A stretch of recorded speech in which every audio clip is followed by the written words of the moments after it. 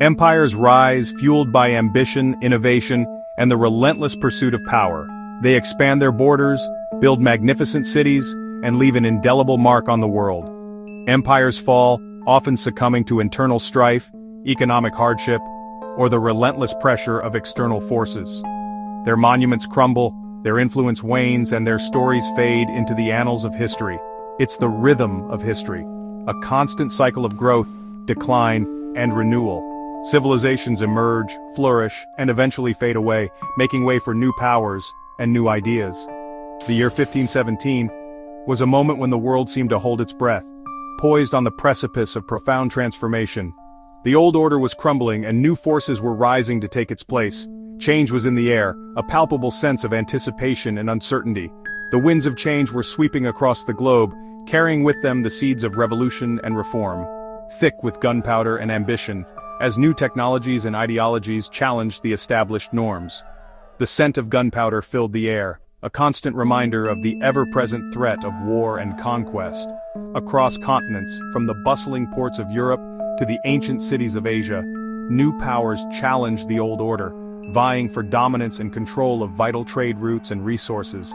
Alliances shifted, and old rivalries flared anew as nations struggled to adapt to the changing geopolitical landscape. Once mighty empires teetered on collapse, weakened by internal divisions and external pressures. Their authority eroded, their economies faltered, and their grip on power loosened. This was an era of upheaval, a time of great turmoil and uncertainty, when maps were redrawn with steel and blood, as ambitious rulers carved out new territories and reshaped the political landscape. The fate of nations hung in the balance, as armies clashed and empires rose and fell. The events of 1517, a pivotal year in world history, especially in Egypt, a land steeped in ancient history and strategic importance, marked a seismic shift, a cataclysmic event that would reshape the region and reverberate across the globe. The foundations of power were shaken, and the old order was swept away. What we call the Treaty of 1517, a term often used to describe the aftermath of this conquest, wasn't a document, a negotiated agreement between equals. It was a reality imposed by conquest, a brutal assertion of power by the victorious Ottoman Empire. It was a statement written not in ink but in blood and fire. The Ottoman Empire, a formidable power that straddled east and west, a rising force driven by ambition and fueled by military might, claimed one of the medieval world's greatest prizes. Egypt, with its rich history, strategic location, and control of vital trade routes. Two giants stood opposed, locked in a struggle for supremacy. The Mamluk Sultanate of Egypt and Syria, guardians of the Islamic heartlands, a proud and ancient regime, and the Ottomans, young, vigorous, and relentlessly expansionist, and armed with terrifying new weapons, including gunpowder artillery that would shatter the old order. These two powers were on a collision course, their destinies intertwined in a clash that would determine the fate of the region. This is a story of ambition, of ruthless leaders, and their relentless pursuit of power, conquest, of bloody battles and the fall of empires, and the forging of the modern world, as the Ottoman victory reshaped the political and cultural landscape of the Middle East. It's about more than battles, it's about the human cost of war, it's about the human drama behind epic events, the stories of ordinary people caught up in extraordinary circumstances. Join me as we explore this pivotal moment in history, as we delve into the complexities of power, ambition, and the human spirit. How the Ottoman conquest of 1517, a watershed moment in the history of the Middle East, changed Egypt, and history, forever. We'll uncover the long-lasting consequences of this conquest and its impact on the world we live in today. Before 1517, a storm was brewing on the horizon for Egypt, a land steeped in history and poised on the brink of dramatic change. The winds of fate were about to sweep across its ancient sands, ushering in a new era. Egypt was a land of ancient glory, a cradle of civilization that had captivated the world for millennia. Its pyramids stood as silent witnesses to the passage of time, testaments to the ingenuity and power of its pharaohs, and immense importance. It was a vital crossroads, a strategic link between East and West, a center of commerce and culture that drew merchants and scholars from far and wide. The Nile snaked through the desert, the lifeblood of the nation, its fertile banks supporting a thriving agricultural economy. It was the source of sustenance and prosperity for generations, feeding villages and the magnificent city of Cairo, a bustling metropolis that served as the heart of the Mamluk Sultanate. Cairo was a vibrant tapestry of sights, sounds, and smells, a testament to Egypt's enduring vitality. For centuries, Egypt was a beacon of Islamic civilization, a shining example of intellectual and artistic achievement. Its mosques and libraries were renowned throughout the Muslim world, a hub of scholarship, attracting brilliant minds from across the globe to study and debate in its prestigious institutions.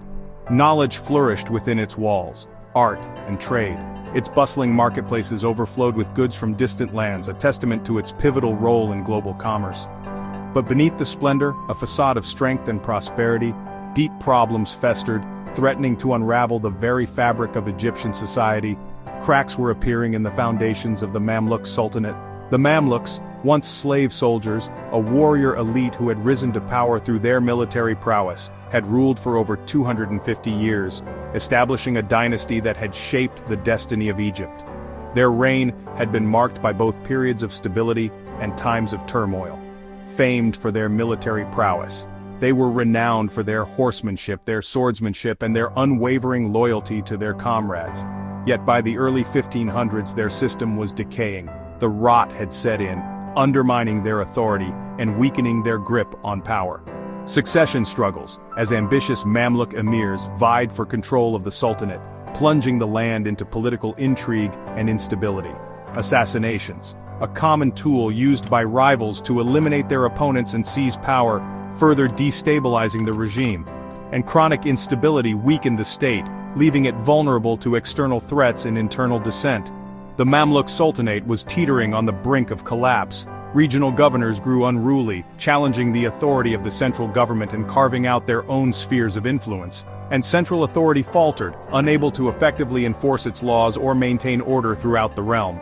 A power vacuum was emerging. The economy suffered as the Portuguese sea route, a new maritime passage that bypassed Egypt altogether, to India cut into the spice trade, a lucrative source of revenue that had long enriched the Mamluk Sultanate, draining vital revenue, leaving the treasury depleted and the government struggling to meet its financial obligations. Plagues and famines struck, devastating the population and further weakening the already fragile state.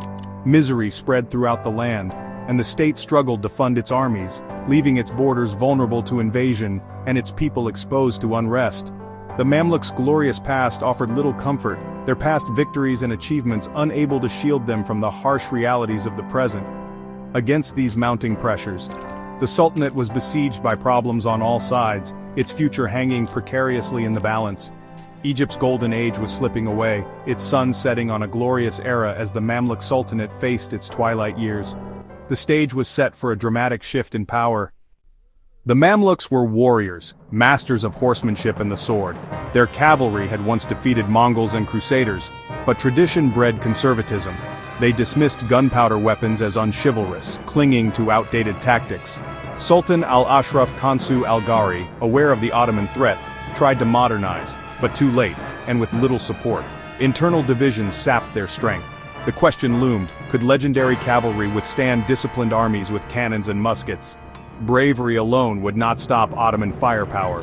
The Mamluks faced their ultimate test, medieval tradition against the efficiency of gunpowder warfare. Their very existence hung in the balance. As the Mamluks faltered, the Ottoman Empire rose in the north. From a small Anatolian principality, the Ottomans became a formidable power, uniting vast territories. Their military was unmatched. Janissaries, elite infantry trained from childhood, and powerful field artillery. Sultan Selim I, ruthless and brilliant, had just defeated Persia, and now turned his gaze south. Egypt was strategically vital, rich, controlling trade routes, and home to Islam's holy cities. Conquering Egypt would grant Selim immense wealth and religious prestige. The Ottomans saw themselves as destined to lead the Muslim world. The stage was set for a clash of empires. The fate of Egypt, and the region, hung in the balance. The year is 1516. The winds of change are sweeping across the Middle East, carrying with them the scent of gunpowder and the whispers of war. For decades, tensions had been simmering between the ambitious Ottoman Empire and the venerable Mamluk Sultanate. Now those tensions were about to explode. Sultan Selim I, the grim and resolute leader of the Ottomans, saw the Mamluks as an obstacle to his grand vision of a unified Islamic empire. He accused the Mamluks of aiding his enemies, particularly the Safavid dynasty of Persia. and fueled by ambition and religious zeal, he marched his formidable army south towards the Mamluk territories. Sultan Kansu al-Ghari, the aging ruler of the Mamluks, was nearly 80 years old. Despite his advanced age, he was a seasoned warrior and a proud defender of his realm. He understood the gravity of the Ottoman threat and, with a heavy heart but unwavering resolve, led his army north, riding to confront the Ottomans in the plains of Syria. The Mamluks, renowned for their skilled cavalry and centuries of military tradition, were confident in their ability to repel the invaders. However, they fatally underestimated the changing nature of warfare and the true extent of the Ottoman military might. On August 24, 1516, a date that would forever be etched in the annals of history, the two great armies clashed at Marj-Dabik, a strategic plain near Aleppo. The Ottoman army unleashed its devastating artillery, and the disciplined Janissary muskets, a new and terrifying force on the battlefield. The Mamluk cavalry, charging with their traditional valor, were decimated by the relentless Ottoman firepower. Amidst the chaos and carnage, betrayal struck a fatal blow. Qair Bey, a Mamluk governor, defected to the Ottomans, further weakening the Mamluk ranks. In the thick of the battle, Sultan al-Ghari fell from his horse, succumbing to the overwhelming Ottoman assault. He died in the chaos, his death marking a turning point in the battle. The death of their sultan and the treachery of Qair Bey shattered Mamluk morale, turning the tide of the battle decisively in favor of the Ottomans. With their army routed and their leadership in disarray, Syria fell swiftly under Ottoman control, opening the path to Egypt. The remnants of the once proud Mamluk army retreated in disarray back to Egypt, carrying with them the grim news of their defeat. Back in Cairo, the heart of the Mamluk Sultanate, Tumen Bey II, a courageous and determined Mamluk leader, was elected as the new sultan, stepping into the leadership vacuum left by al-Ghari's death.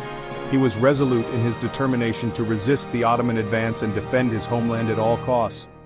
Recognizing the dire situation, he began desperate preparations to fortify Cairo and organize a final stand against the seemingly unstoppable Ottoman war machine. The Ottomans, emboldened by their victory at Marj-Dabik and relentless in their pursuit of conquest, continued their inexorable advance toward Egypt, their sights set on capturing Cairo and bringing an end to the Mamluk Sultanate. The stage was set for a final decisive battle that would determine the fate of Egypt and the future of the Middle East. Tumen Bey II faced an impossible task as Selim's army approached. He fortified Ridaniya, hoping to counter Ottoman artillery. Selim, a master strategist, outflanked the Mamluk defenses, rendering their cannons useless. On January 22, 1517, the Battle of Ridaniya began. Tumen Bey led a desperate cavalry charge, even striking the Ottoman Grand Vizier, but the Ottomans' discipline and firepower overwhelmed the defenders. Janissaries advanced, Mamluk lines broke, and Cairo lay open. The Mamluk army was shattered. The centuries-old dynasty was finished. The Battle of Ridaniya sealed Egypt's fate. Ottoman rule was inevitable. The old order had fallen. A new era was about to begin. After Ridaniya, Selim's troops marched on Cairo. Tumen Bey rallied a last resistance, but the city became a battlefield. For 3 days, fierce street fighting raged. The Ottomans, with superior numbers and firepower, prevailed. Tumen Bey escaped, waging a brief guerrilla campaign before betrayal led to his capture. On April 13, 1517, Tumen Bey was publicly hanged at Cairo's Zuwayla Gate. The Mamluk Sultanate, after 267 years, ceased to exist. Egypt became an Ottoman province. Selim transferred the caliphate to Istanbul, claiming leadership of the Sunni Muslim world. Cairo's era as an independent power was over. The Ottomans now ruled from the Nile to the Bosphorus. A chapter in history had closed.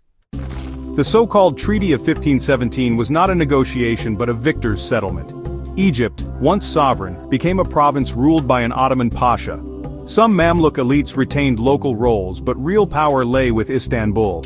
Egypt's wealth and grain now flowed to the Ottoman capital. Cairo remained a commercial center, but its fortunes were tied to imperial policy. The caliphate's transfer diminished Cairo's religious prestige. Ottoman culture and administration left a lasting mark. Egypt's new chapter was defined by integration into a vast, powerful empire. The Ottoman conquest of Egypt in 1517 was a turning point. The Mamluks, despite their valor, were outgunned and divided.